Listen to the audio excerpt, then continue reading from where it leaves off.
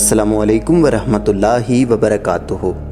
عزیز دوستو، روسی space agency نے جو چائنا کا راکٹ بے قابو ہو گیا تھا اس کے گرنے کے ممکنہ مقامات کا نقشہ جاری کر دیا ہے، اور غیر ملکی میڈیا نے اس کے گرنے کا جو وقت بتایا ہے وہ بھی آپ کو بتاؤں گا۔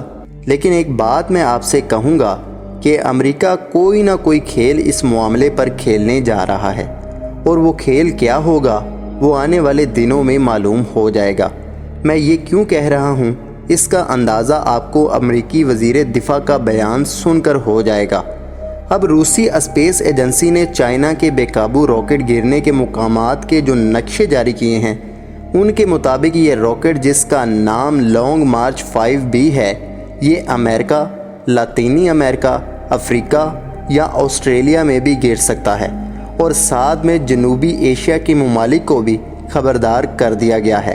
یہ خلائی راکٹ 21 سے 22 ٹن وزنی ہے اور خلا سے گرنے والی 10 بڑی چیزوں میں شامل کیا گیا ہے، اور یہ 4 میل فی سیکنڈ کی رفتار سے زمین کی طرف آ رہا ہے۔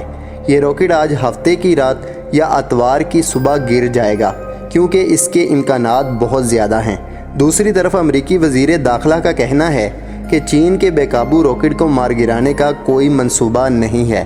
ہم بہت کچھ کرنے کی صلاحیت رکھتے ہیں لیکن نہیں کریں گے۔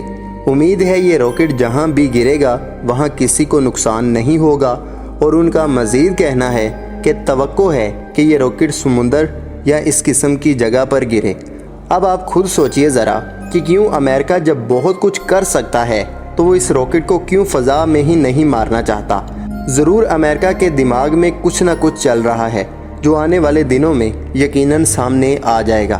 آپ کو بتا دوں جو لوگ نہیں جانتے کہ پچھلے ہفتے 29 اپریل کو چین نے خلا میں اپنا علیحدہ خلائی اسٹیشن تعمیر کرنے کے لیے پہلا قدم اٹھاتے ہوئے اپنا کریو ماڈیول خلا کی طرف روانہ کیا تھا، اور یہ راکٹ جو چین کا سب سے بڑا راکٹ ہے، ماڈیول عملے کے ارکان کو لے کر جمعرات کو خلائی سفر پر روانہ ہوا تھا۔